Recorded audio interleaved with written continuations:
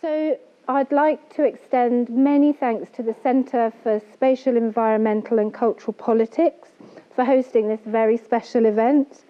So founded in the Centre, we founded in 2017 in the Centre, we undertake interdisciplinary research onto global and planetary challenges such as climate crisis, climate change, migration and refugee crises, social inequality and resource access and depletion. And our members work, or they come from the social sciences, the humanities, arts, media, and also the natural sciences. And we explore the spatial, environmental, and cultural dimensions of such challenges in specific places around the world in order to offer new knowledge and practice for the creation of more sustainable and socially just societies. So events like this one this evening are very important for raising political awareness in universities about the ways that democracy evolves or is threatened in critical times such as this, or may indeed be shaped by the spatial, cultural and gendered politics of parliamentary power. And we're extremely fortunate that our speaker today has first-hand insights and indeed has been very active, dare I say indispensably so, in struggles for the preservation for democracy and for the balance of power in British Parliament, as well as in international politics. So today's lecture is important because it brings that distant world of government right here, where we study, to our doorstep in the Sallis Benney Theatre. And it will provide us a unique opportunity to listen, but also to ask questions of our guest, for which at this particular moment we are extremely fortunate to have. So may I now present Professor Deborah Humphreys, Vice-chancellor of the University of Brighton, who will introduce our distinguished speaker.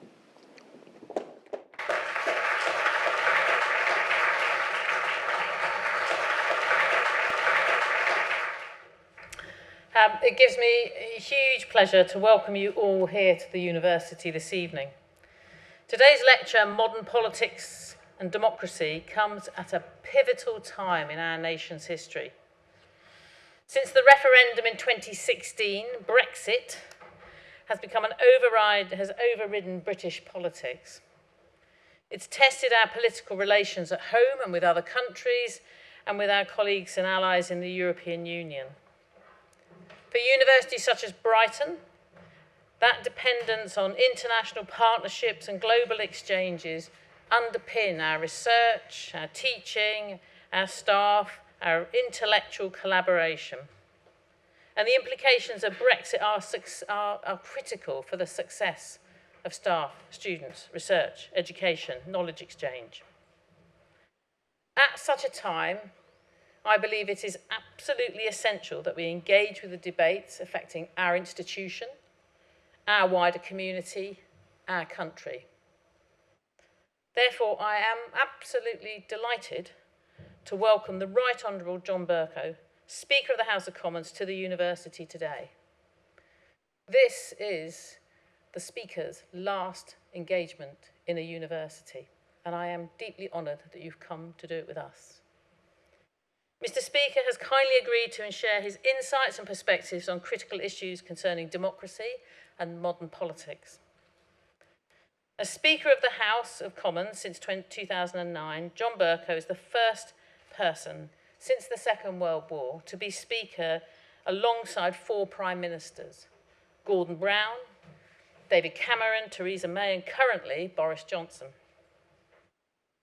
Mr. Speaker's political career began at the University of Essex, where he was active in student politics and graduated in 1985 with a first-class degree in government. First elected to Parliament in 1997, he was the MP for Buckingham and was elected again in 2001 and 2005. He has been a forthright front-bench spokesperson for education and employment, as well as home affairs. In 2001, he served as Shadow Chief Secretary to the Treasury and as Shadow Secretary of State for International Development in 2003. Showing his ability to cross party lines in pursuit of goals and beliefs, In 2007, he accepted an advisory post on Gordon Brown's Labour government's review of support for children with speech and language and communication needs. Following this review, substantial funding was made available to the education sector and raised the profile of such children's needs in the education field. Mr. Speaker has an ongoing role as a patron of a number of charities, including the ME Association, Brain Tumour Research and the Patchwork Foundation, which supports young people from disadvantaged backgrounds and communities to participate politically.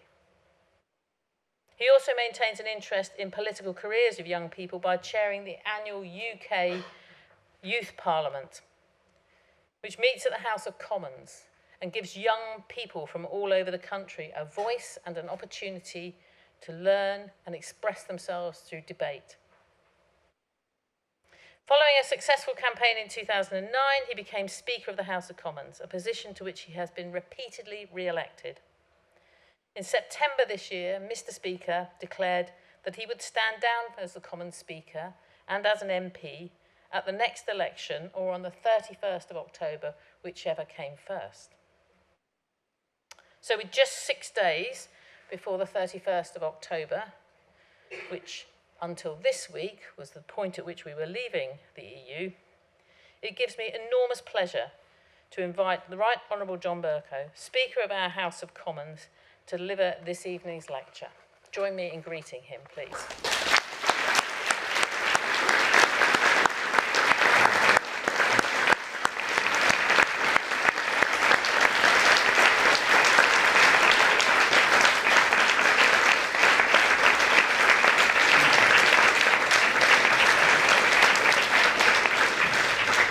Deborah, Professor Humphreys, Nicola, to both of you, the warmest possible thanks, both for the conviviality of the welcome that you've extended to me and for garnering a decent audience on a Friday night, of which I'm very appreciative. And I should say, in fact, at the outset, that having heard myself introduced, I can hardly wait to hear myself speak.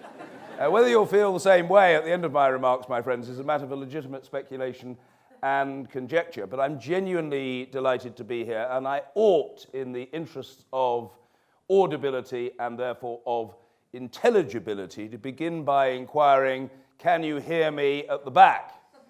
Well, there are indications in the affirmative which don't seem altogether despondent. Indeed, one individual not only signalling an ability to hear me, but 2 thumbs up before I've said anything further. So whether she feels the same way at the end remains to be seen, but it is, I hope, a moderately encouraging signal. Look, I am absolutely delighted that you can hear me, and I must add to that gaggle of people who expressed their enthusiasm at the back that their response was also a marked improvement upon the last audience to which I posed that selfsame question, can you hear me at the back? In which some unhelpful wag replied, yes, but I'll happily change places with someone who can't.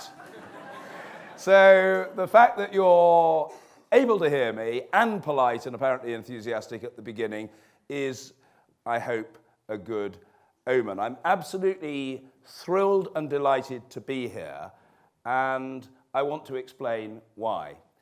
First, I love, as all of my Speaker's Office staff know, visiting universities. I don't want to become mawkish about this matter, but I was the first person in my family to have the chance to go to university, the University of Essex, from which, as Deborah said, I graduated in the summer of 1985, and of which now I have the enormous honour to be the Chancellor.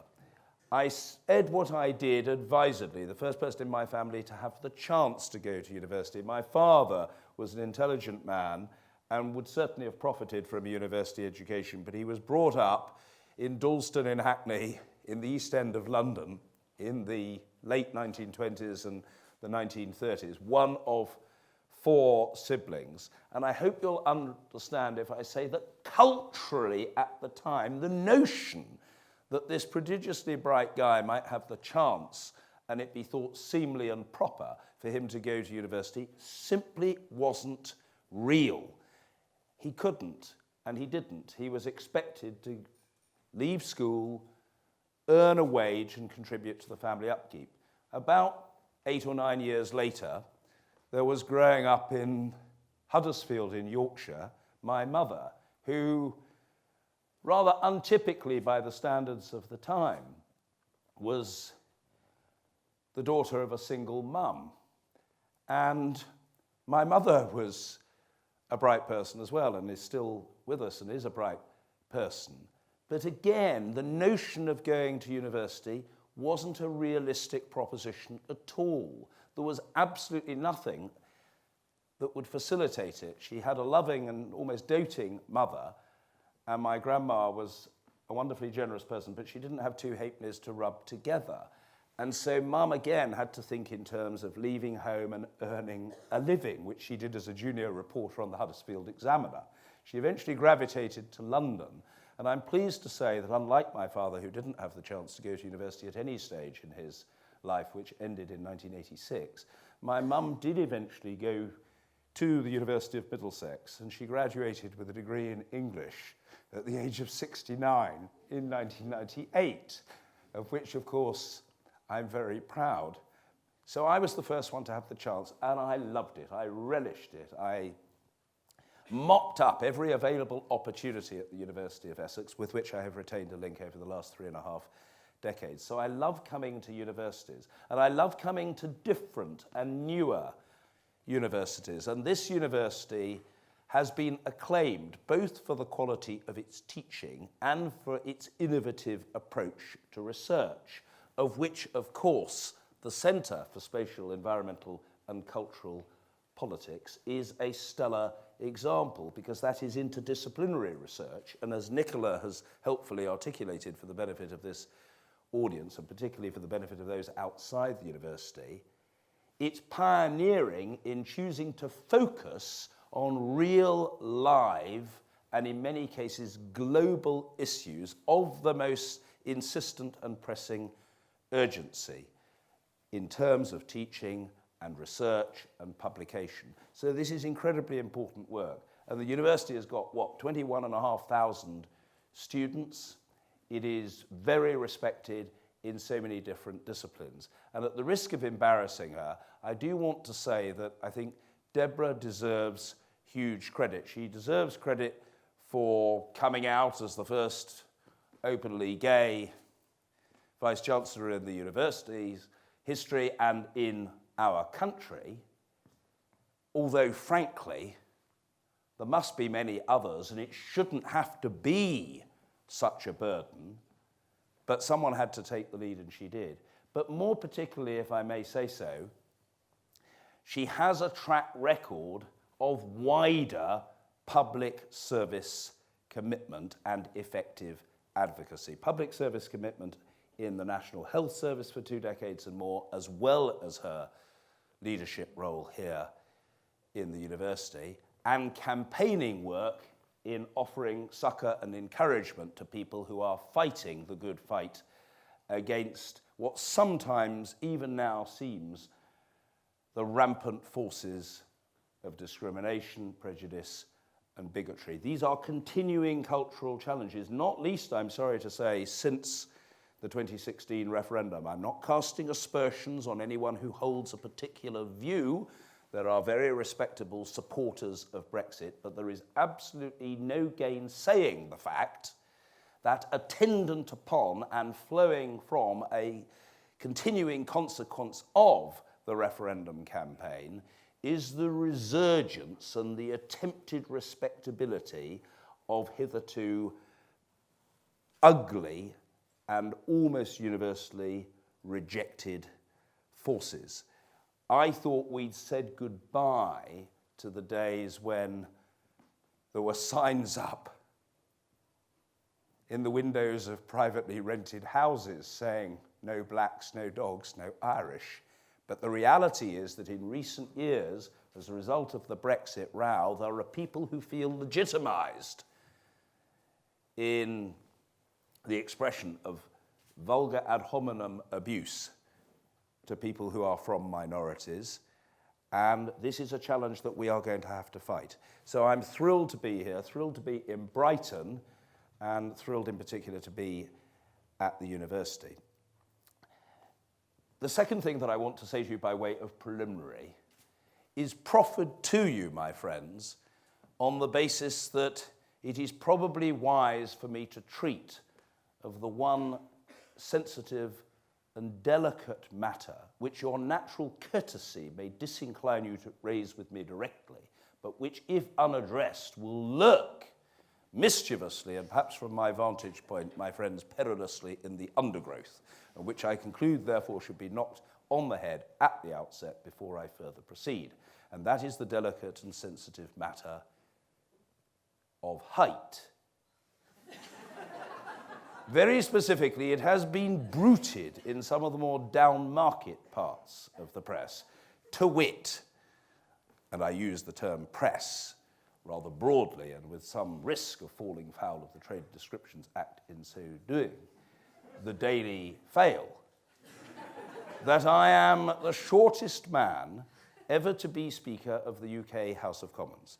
Now, my friends, I want to assert to you, with all the force and rhetorical insistence at my command, that there is nothing wrong with being short. Indeed, on the law of averages, though I know not to whom this description applies because you are all seated, the overwhelming likelihood is that a proportion of you will share that characteristic of vertical challenge with me, and I want to say to you, in case you're feeling any self-doubt, that we short people should stick together.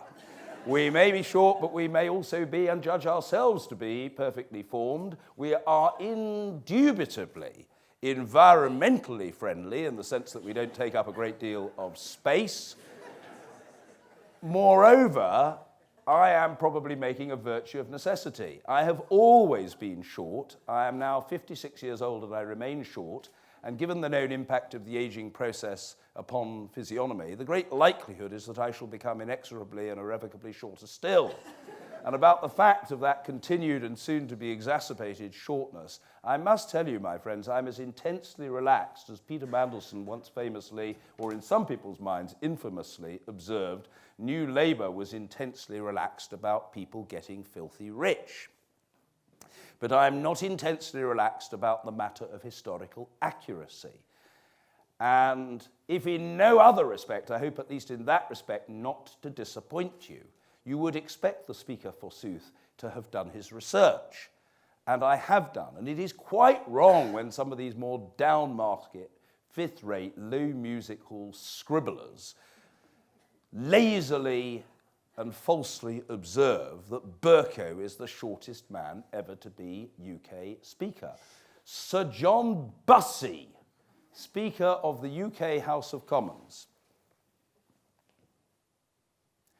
from 1394 to 1398, Sir John Wenlock, Speaker of the House from 1455 to 1456, and Sir Thomas Tresham, Speaker of the House in 1459, are all believed to have been shorter than I am, although I do have to admit that this was true only after all three of them had been beheaded. Indeed, no fewer than 7 of my predecessors met their end on the executioner's block. One was killed in battle, and a further poor unfortunate soul was brutally murdered. So you will understand that this does enable me to view the woes and challenges which afflict and confront the House of Commons, and which in all candour periodically afflict and confront me, with an appropriate sense of historical perspective. That is to say, whatever else happens to me, I am not likely to lose my head, albeit there are a number of people in the government whip's office over the years who would have been lining up to inflict that grisly punishment upon me. I'm absolutely delighted to be here, and there are really, in the context of modern politics and democracy, 3 themes that I should like to broach with you. The first is the role of the Speaker in the chair, which is, of course, the best known and most visible function of the Speaker of the House of Commons, whose office dates back to the 13th century, but which is by no means the only role. And a lot of people are not fully cognizant of the nature and limits of the role. It is, in a sense, to be sharply distinguished from that of the Speaker of the House of Representatives in the United States. Now, as it happens, I've become very friendly with Nancy Pelosi, and we have a lot in common. We have similar values, we have many similar interests, and we have some limited, similar, comparable, if not indistinguishable, responsibilities. But we are quite different because the Speaker of the House of Reps, if I can call her that, is a much more sharply political figure, taking effectively a party leadership role within the American legislature, by contrast with which the Speaker of the House of Commons in the UK is, if I can put it bluntly to this audience of men and women of the world, a role that requires the Speaker not to be a eunuch, but certainly to be politically celibate. So I do have views, and I have views on procedure, and I have views on matters of values, but I do take great care, notwithstanding that I'm often regarded as a controversial figure, not to opine or expatiate on matters of great controversy between the political parties. I would never have dreamt of getting embroiled in an argument about conservative economic policy versus Labour, or conservative education policy versus Labour, or conservative health policy versus Labour. The Speaker doesn't do that. And in our chamber, I am, by way of being the referee or umpire of the proceedings, whose responsibility is to keep order, encourage people to take part, and to try to cut down on the number of people who have to be excluded altogether as a result of bad behaviour. So you can see where the analogy with the referee or umpire kicks in, and sometimes the comparison is made between the Speaker and the head teacher of a school. Again, I think it will be readily apparent to you why that comparison is made.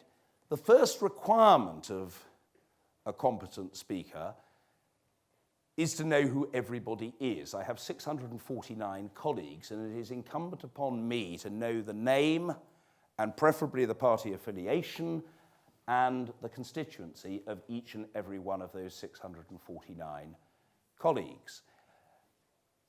I could try to hoodwink you into thinking that this is very difficult, but it would be wrong to do so for the simple reason that it isn't. It isn't actually very difficult because with very large numbers of my colleagues I have served for a significant period. It's true that there is a sprinkling and sometimes a very large number of new members after an election, and one has to learn who those people are. The Commons officials very quickly produce a book with the names, photographs, constituencies represented by the new members, and typically I have learnt as many as required a day. In 2010 there were 227 new members, 35% of the House, and I learnt 30 a day for 7 or 8 days, duly tested by my indefatigable wife, Sally. So it's perfectly doable, and it's just a matter really of professional pride and duty that the Speaker knows who everybody is. I would add to that, my friends, that although the Speaker isn't and cannot be expected to know the political stance of each member on each issue, it is broadly expected that the Speaker will have a feel for, a basic awareness of where members stand on some of the key political controversies, of which in recent times the best example is Brexit, but Israel-Palestine would be another case in point, because those are issues upon which there are marked divergences of opinion, not merely between political parties, but within political parties. Now, on the subject of Brexit, broadly speaking, as you will know, the Conservative Party is pro-Brexit, and most of the Conservative members, even if they weren't originally Brexiteers, and many, a very large number were, they have become so. That is their commitment. That is their guiding mission. That is their party commitment, and it is for that that they tend to speak on this subject. But there is a notable and highly respected minority of Conservative members who are against Brexit and continue vociferously to speak out in opposition to it, of whom Dominic Grieve is probably the best current example, but Justine Greening's in that category, and Guito Bebb. And although Ken Clarke has reconciled himself to what he regards as the inevitability of Brexit, his fundamental political position is, of course, still fervently against that destiny for the country. And then if you look at the Labour side, on the whole, the Labour Party is pro-European and anti-Brexit, but there are Labour members who are of long-standing Brexit affiliation. Frank Field and Kate Hoey are the two best known, but John Mann and Graham Stringer and Kelvin Hopkins and a number of others fall also into that basically pro-Brexit category. And there are people who have adjusted because of the influence of their constituents. So it's up to the Speaker to know where people stand, and in deciding who to call to speak, beyond those who've been successful in the ballot for question time, I am looking to go from one side of the House to the other, to call women who on the whole are better behaved as well as men, and to call colleagues from Scotland, Wales and Northern Ireland, as well as from England, and within England from different parts of England, reflecting perhaps different political preferences and priorities. So it has to be a dynamic process, and you have no way of knowing in advance who will bob, as we put it, who will zebedee on the day and stand up and try to catch opportunistically, I use that term non-pejoratively, the eye of the Speaker. And you obviously can't sit there with a calculating machine. You're having to have your wits about you and just to try to make a fair judgment about who should be called to speak. Can I please everybody? Oh, come, distinguished members of or visitors to the University of Brighton. What are those pigs I see flying in front of my very eyes? It's completely impossible to satisfy everybody. There is a plethora of colleagues who are perfectly convinced that there is no debate that would not be improved by a contribution from them of quite remarkable erudition and almost certainly of equal length, and who are gobsmacked, flummoxed and disbelieving at the idea that they might not be chosen to speak in that debate, and some of them do say so. I think of an example of a colleague from Yorkshire, of whom I am very fond, whose constituency I have visited and who's been a very good supporter of mine. But some years ago, I called him in each of the first two, there aren't usually two or three, but there are on this particular day, question time sessions, relatively short sessions of the day, but I did not call him in the third. Whereupon he beetled up to the chair to remonstrate with me at my failure to call him, saying, "Mr. Speaker, you carved me out. You've censored me, you didn't call me, what's going on?" And I said, "I beg your pardon, Barry. I called you in each of the first two question times," to which he rather disarmingly replied, "Oh yes, but I wasn't bothered about those. It was the third one that mattered." So I said, "Well, forgive me for not being psychic, but I had rather deduced or concluded that because you stood up on each of the first two occasions, you had some interest in asking a question or volunteering your views on those matters. Little was I to know that it was all just a bit of game playing and a prelude to the cherished prize of the third session facilitating B. Shearman." So he then said to me, not letting the matter rest, "Yes, but as I say, why didn't you call me?" So I thought, well, I'll give him the short answer. And that answer was others. To which he replied, "I'm sorry, Mr. Speaker, I don't follow you." "Others," I repeated. He said, I'm sorry, Mr. Speaker, I don't know what you're driving at here." And I said, "Barry, the existence of other honourable and right honourable members who also wish to contribute to these exchanges." To which he then replied by saying, "Oh yeah, but I feel really strongly about this subject." Well, of course, the truth is everybody does. And I may be telling that story ostensibly to his disadvantage or discredit, but in fact I'm not, because although it was mildly irksome to have him grumbling at me at the time, it is a characteristic, my friends, of an effective politician to be rather self-focused if you like, and insistent upon pressing his or her case. You do need a little bit of that, dare I say it, slightly selfish stubbornness to be an effective campaigner. I mean, it would have been appreciated if he'd eventually recognized the force of my response, but he was completely focused on what he wanted to say on that issue for his cause and his constituents, and nothing should be allowed to intrude upon his opportunity. So you can't please everybody, but I work on the basic assumption that if you can keep most of the colleagues happy most of the time, you are probably not doing too badly. Moreover, I have tried to change one quite long-standing previous convention for which I saw no great purpose, that questioning on ministerial statements had to be cut off at a specific point, usually no more than an hour after the statement began. And my attitude has been more flexibly, ladies and gentlemen, that if there is huge interest in that matter about which a minister is making an announcement to the House, why not accommodate the level of interest in it? And if that means the subsequent piece of business, which might not be heavily subscribed, that is to say, to which not a lot of members want to contribute, ends up starting a bit late or later or both, so what?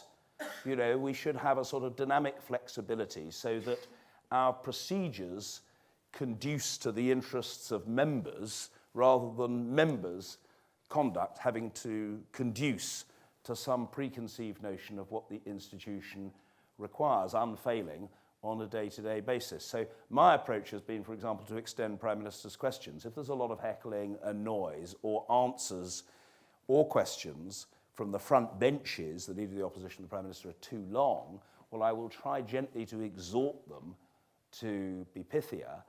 But the other day we got to something like 12:25, and we were still only through the first 4 people listed on what we call the order paper. Well, Peter, my secretary, who stands with me in the chamber for Prime Minister's questions, knows perfectly well that I'm not going to finish at 12:30 if there are 11 colleagues who were successful in the ballot, are listed to ask a question, are thirsting to do so. No way am I just going to cut it off. So some people have criticised and said, oh, well, we ought to get back to finishing bang on 12:30. I tell you, ladies and gentlemen, if that happens, and my successor is perfectly free to proceed in the way that he or she thinks fit, as soon as colleagues who thought they were going to have the chance to take part don't get that chance, they will complain. And I remember on one occasion, years ago, I dared to run Prime Minister's questions late for the first time, and Prime Minister Cameron came out at the end looking somewhat tetchy and irascible, and he said to me, Mr. Speaker, I do have a plane to catch, you know, to which, of course, my obvious reply was, well, yes, Prime Minister, but with great respect, it is your own plane.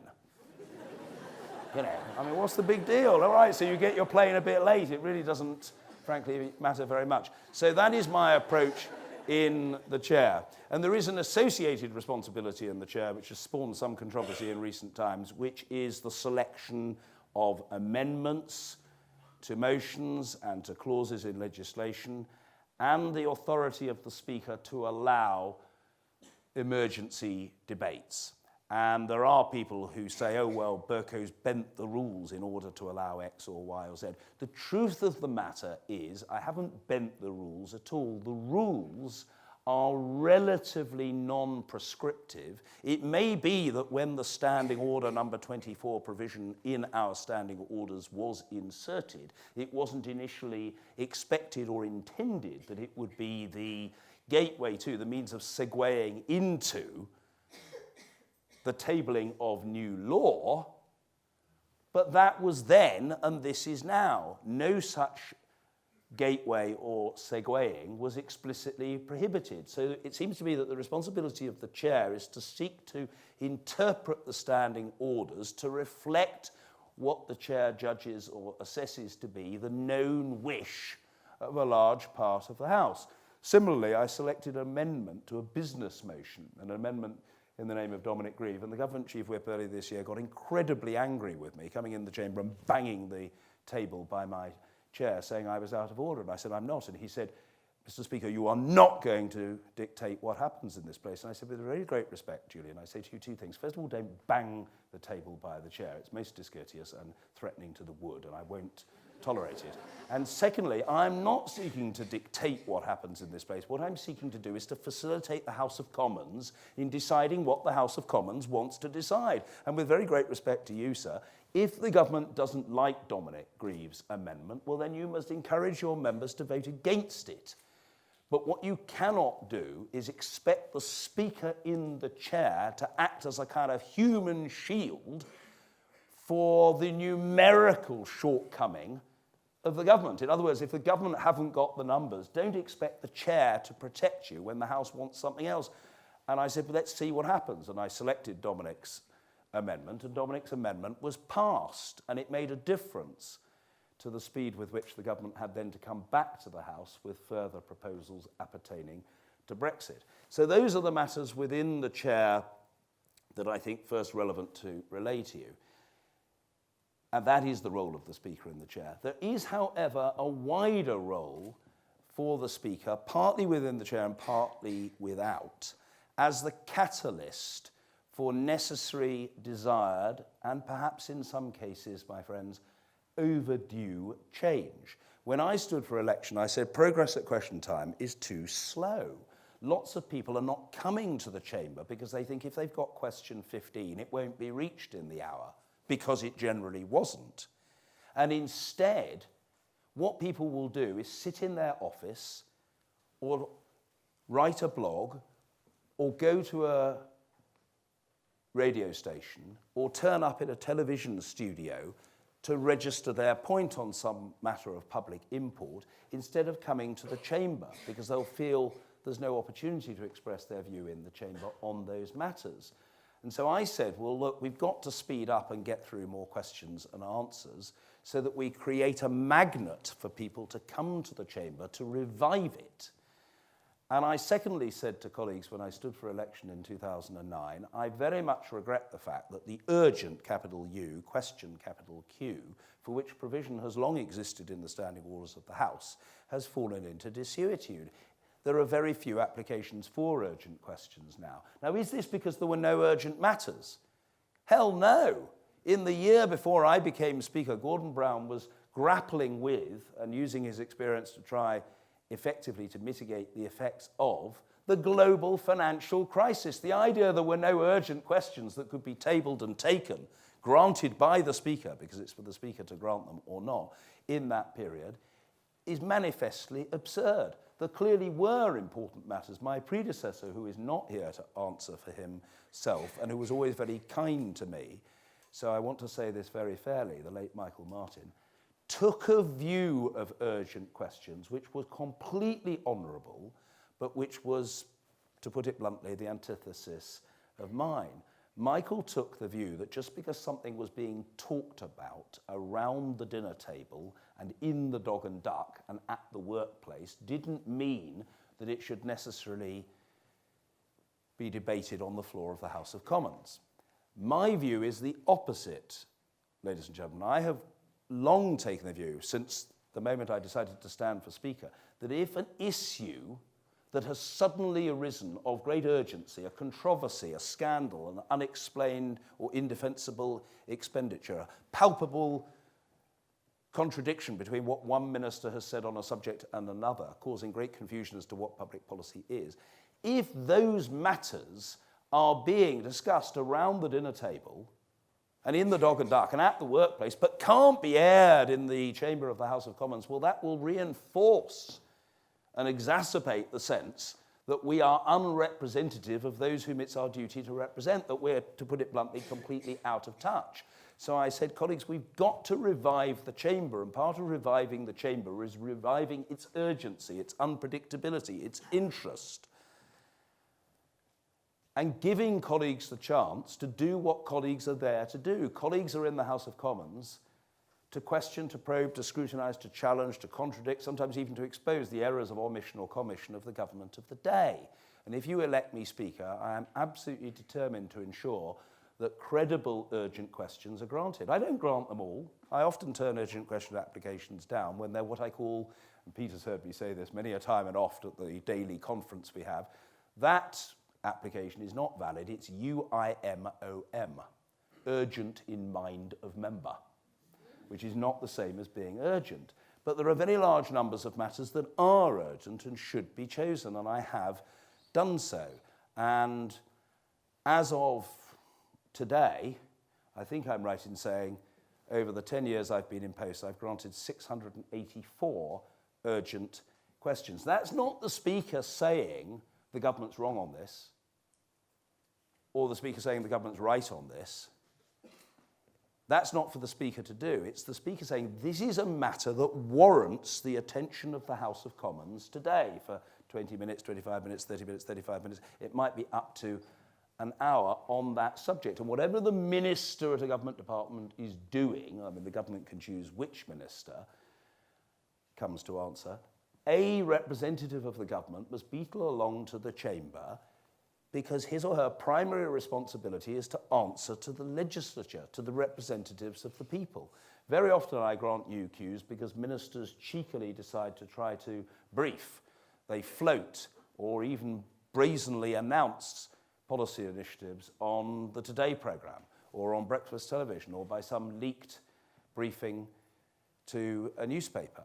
And I say, well, no, you should be coming to the chamber and saying what your policy is and your plan of action will be, and then answering questions on it. Now, most ministers, I must say, have come to accept this, and the best ministers in both Labour governments and Conservative governments have accepted it. Jack Straw, who was quintessentially not just a man of government, but a man of parliament, never complained when I granted an urgent question to him. He accepted that that was perfectly appropriate, and he made a very good fist because he was dexterous and adroit in the handling of unpredicted and unpredictable inquiries. Similarly, I must say, Michael Gove is very accomplished and quick on his feet. He can always cope with everything. But there are some ministers who object, and there was a minister at one time who phoned me up to remonstrate with me for selecting a question, about 5 years ago, and he said it wasn't urgent, and I said, well, it is, and he said, well, it wasn't, and I said, well, I think you'll find it is, and it is going to be very heavily subscribed because there's much confusion in the House about the government's position on this matter. And he said, well, he strongly objected to me selecting it, and I said, well, there's not much I can do about that. And the fact is it was well subscribed, and then about a year later, when he was in a different and more senior, he was already pretty senior, portfolio, he wrote me a very comprehensive letter to explain why I was wrong, again, to select an urgent question, again, as it happens, from one of his own backbenchers about human rights abuses. And this was unacceptable to him. So the truth is, the Speaker's not expected to defend himself in every case. I simply wrote back to him and said, I'm extremely grateful to you for taking the time and trouble to explain to me so comprehensively why you think I have made the wrong decision on this matter, and I'm especially grateful to you for doing so given the many and burdensome responsibilities which you have day to day to shoulder in the discharge of your ministerial office. However, I know you will understand that the House has chosen to confer upon me the responsibility for making these judgments, with which therefore I feel sure you will rest content. And it is true that since then I haven't had a Christmas card from him. But equally I haven't sent him a Christmas card either, and I will bear stoically and with fortitude the burden of his obvious disapproval of my decision. But there was a lot of interest, and he said it was a matter of great embarrassment that this question should be selected. And the member who had applied for it was then berated by some idiot in the government whip's office on the grounds that the question was being put during the visit of the Chinese president to the UK, which is absolutely true. It was one of the very good reasons for selecting the question. It was topical and urgent and relevant. And the member was told that she was embarrassing Her Majesty the Queen during this visit by the Chinese president. I mean, this really was nonsense on stilts. But I said to the member concerned, well, look, it's up to you. My advice is to thine own self be true.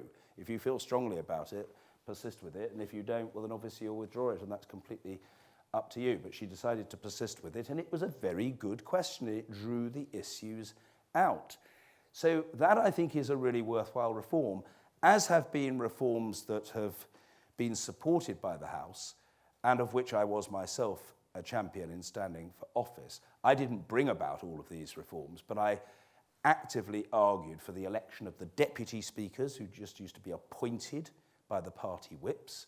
They are now elected. They've got some authority by virtue of the legitimacy conferred by democratic election. I argued that the chairs of the select committees which scrutinise the executive should cease to be handpicked by representatives of that very executive. Not, you would have thought, a particularly controversial proposition. How ridiculous it was that for decades the House of Commons failed to get off its knees and allowed a situation in which the people who chaired these committees to scrutinise government departments were chosen by government whips on behalf of the representatives of those government departments. That cannot be right. Now we have elected select committee chairs and elected members of select committees elected by party caucus who have some independence of spirit and a forthrightness in asserting the agenda, the committee agenda, the interrogative agenda that they favour, and they're not told what to do by the whips. I mean, look, there is a role for whips, don't get me wrong. There is an important role for whips in a modern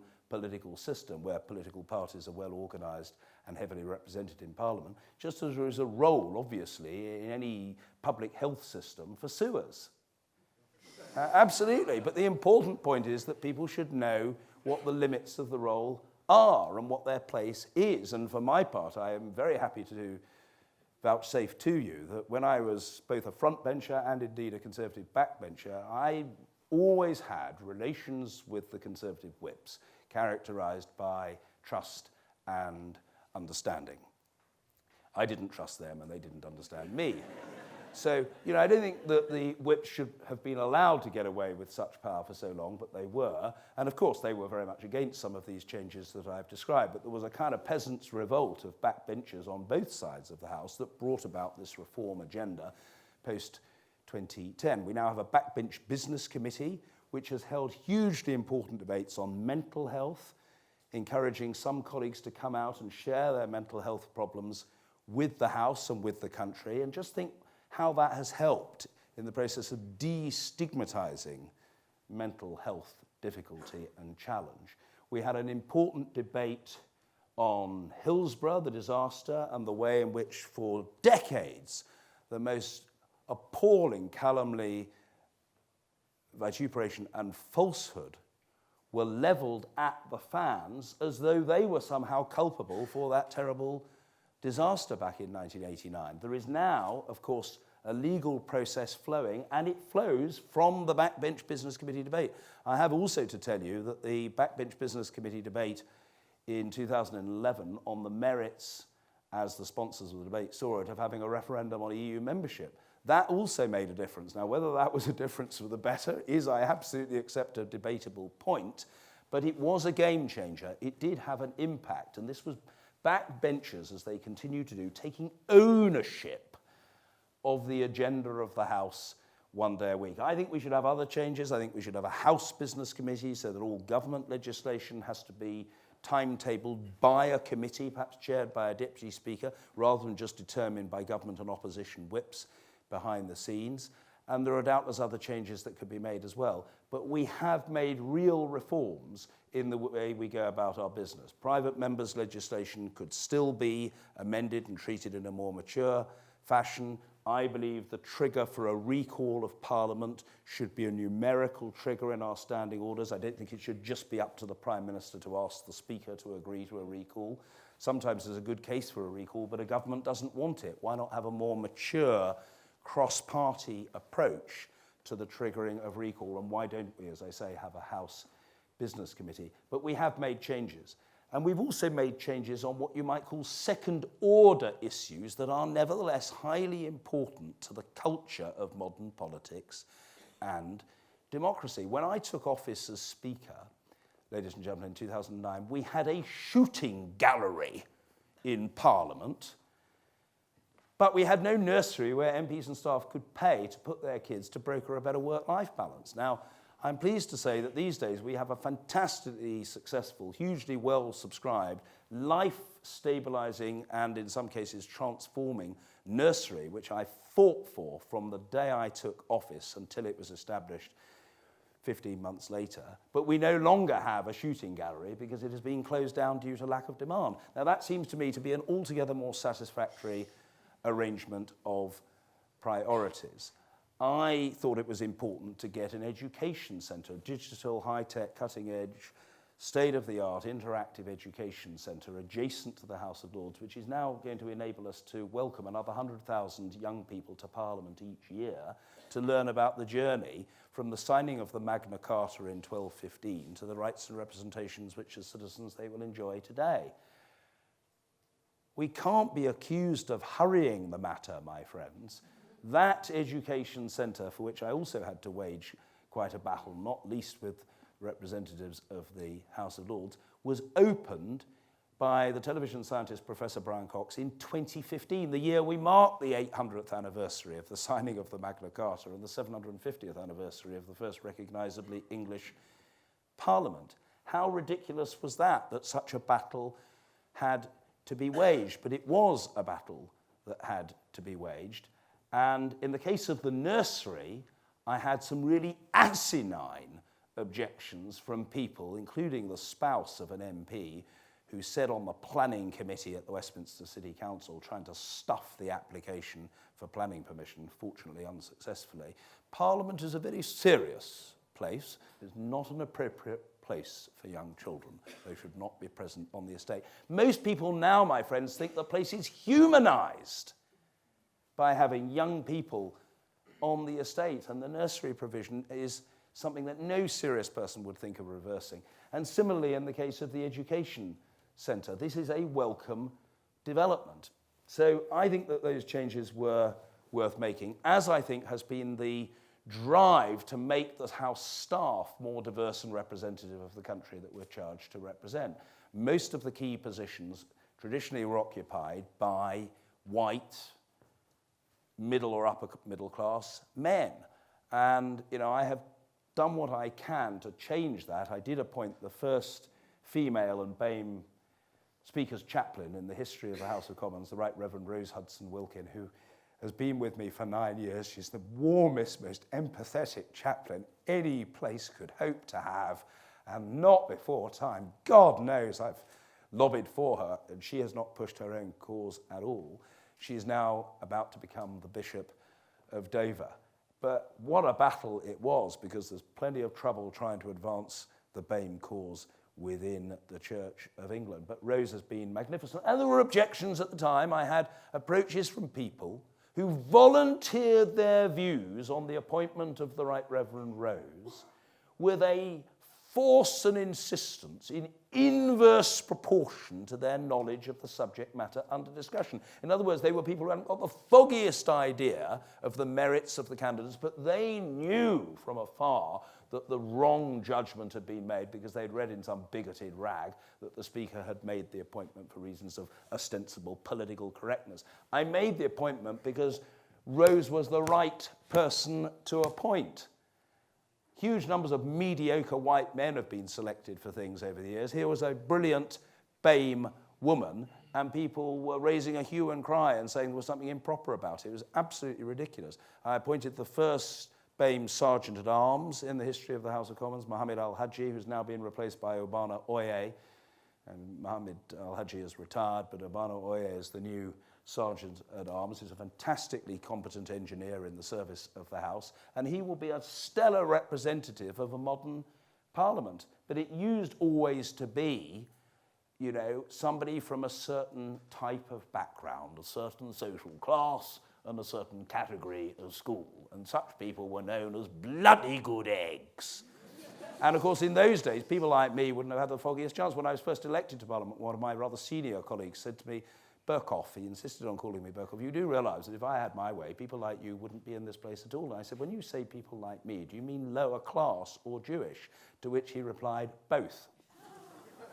And it was that with which you were dealing. And I have Peter, who's the best Speaker's Secretary anybody could want, who runs the office in the most brilliant and administratively efficient manner, but who for years didn't advance as much as he might have advanced because, frankly, of people who treated him as though they had a smell under their nose. And you really do have to fight against this and say, no, I'm going to have the best person and greater diversity. Look, the last point I want to make to you is this. When I stood for election, I said, well, I'll chair in the chamber, and I'll try to facilitate desired reform. But I also intend to get out from Parliament and try to be an ambassador for Parliament and a robust advocate of democratic politics. I will visit schools and universities and faith groups, and I will practice the public engagement approach through in-reach to boot, opening up Speaker's House, and I've held about 1,000 events over the last 10 years in the staterooms to mark and celebrate great causes, charities particularly focused on children, special educational needs, disability, the fight against global poverty, the cause of equality. And I will chair the UK Youth Parliament every year, and I will go to their conference every year. Now, why do I do that? Well, I suppose it involves some speaking, and my late father always used to say, John generally speaking is generally speaking.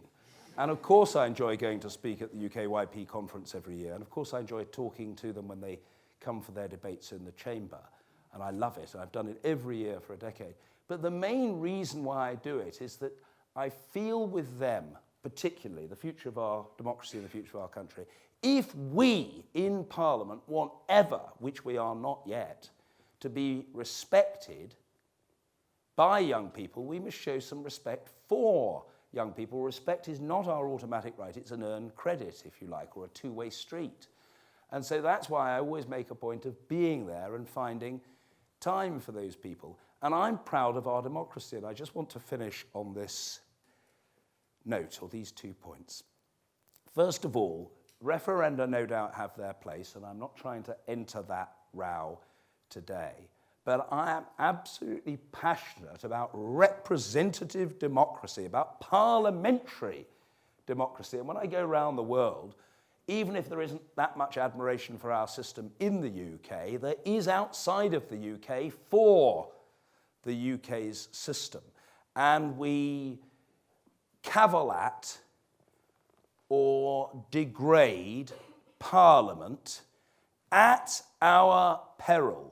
Parliament as a forum in which people say what they mean and mean what they say and do what they believe to be right is incredibly important. We shouldn't just operate on the basis of focus groups. Moreover, I believe that most of my parliamentary colleagues are motivated by their notions of the national interest, by their perceptions of the public good, and by their duty. Not as delegates, I must underline, not as delegates, but as representatives to do what they believe to be right for our country.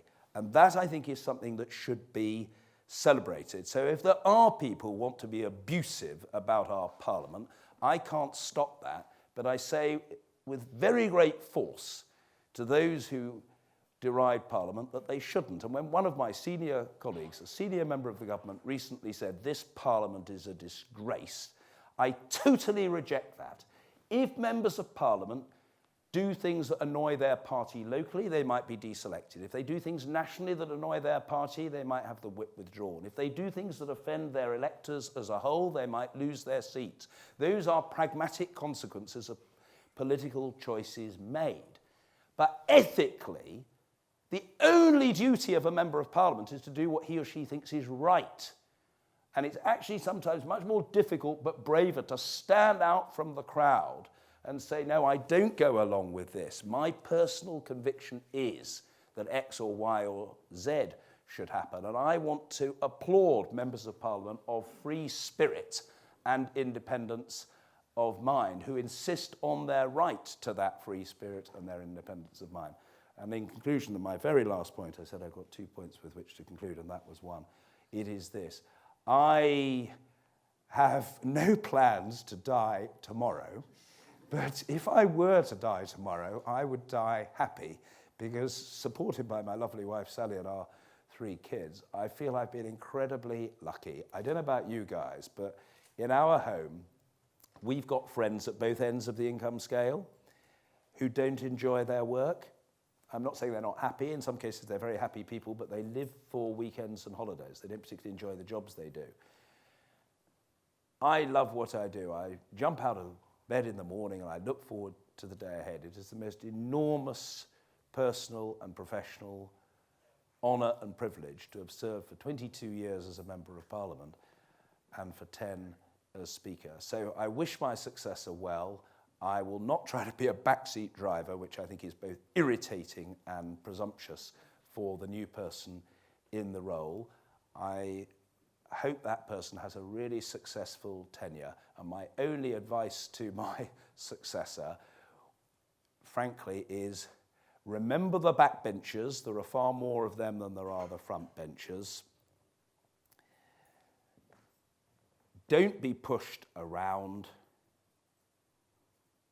and try to keep the best and improve the rest. Thank you very much.